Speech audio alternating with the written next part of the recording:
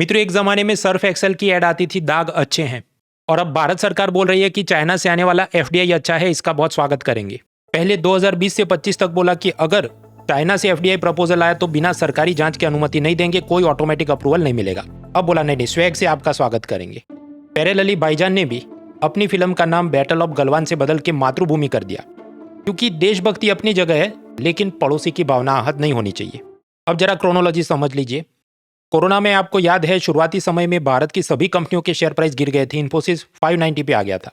तो हमें डर था कि कहीं चाइनीज कंपनियां भारत की कंपनियों के शेयर सस्ते भाव पे खरीद के टेक ओवर न कर ले।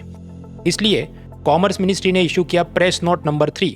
2020 में बोला गया कि भारत से जमीनी सरहद से जुड़े देश यानी लैंड बॉर्डरिंग कंट्री LBC, वहां से कोई भी एफडीआई प्रपोजल आएगा तो उसमें भारत सरकार की मंजूरी लेनी कंपलसरी होगी।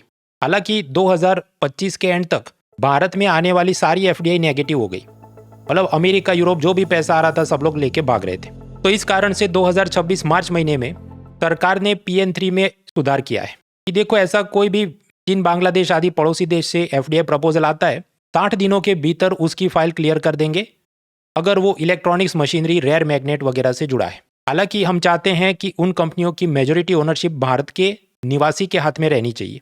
तो मतलब एक प्रकार से 10% से लेकर 49% तक ये चीनी, बांग्लादेशी कोई आ जाए तो ज़्यादा मैथी नहीं मारेंगे, अप्रूवल हो जाएगा। अब ये जो सुधार है एक प्रकार से सहूलियत के लिए हुई शादी है, मैरिज ऑफ कन्वीनियंस। भारत को ज़रूरत है चीन के पैसों की, क्योंकि हमारा मैन्युफैक्चरिंग स्लो है, एफडीआई नेगेटिव में चला गया, रुपया डॉलर के सामने गिर के 94 हो गया। और सामने चीन को भी भारत की ज़रूरत है, क्योंकि ट्रम्प का टैरिफ वॉर चल रहा है। कोई भी प्रोडक्ट पर चाइना मेड स्टिकर हो तो ज़्यादा टैक्स लग जाएगा। तो चीन भी चाहता है कि हमारी फैक्ट्रियाँ हम धीरे धीरे रिलोकेट कर दें भारत के अंदर और वहां से एक्सपोर्ट करें तो कम टैक्स लगे।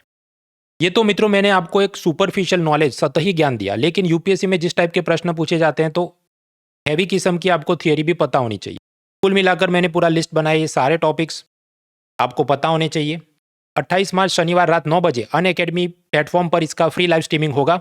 और ये हर साल मैं करता हूँ, तो इस साल चल रहा है विन 26 सीरीज, जहां पर पूरे साल के इकोनॉमी के करंट अफेयर्स की चर्चा होती है। और टाइम पास बोल बच्चन नहीं, प्रॉपर पावर पॉइंट हैंडआउट के साथ पढ़ाई होती है। इस सीरीज में ऑलरेडी 3 लेक्चर कंप्लीट हो चुके हैं और ये चौथा लेक्चर 28 मार्च शनिवार रात 9 बजे होने वाला है। तो आज ही अनअकैडमी ऐप इंस्टॉल करें, मृणाल पटेल सर्च करें, फ्री क्लासेस टैब्स में जाए, आपको सब कुछ मिल जाएगा। Unacademy. Let's crack it.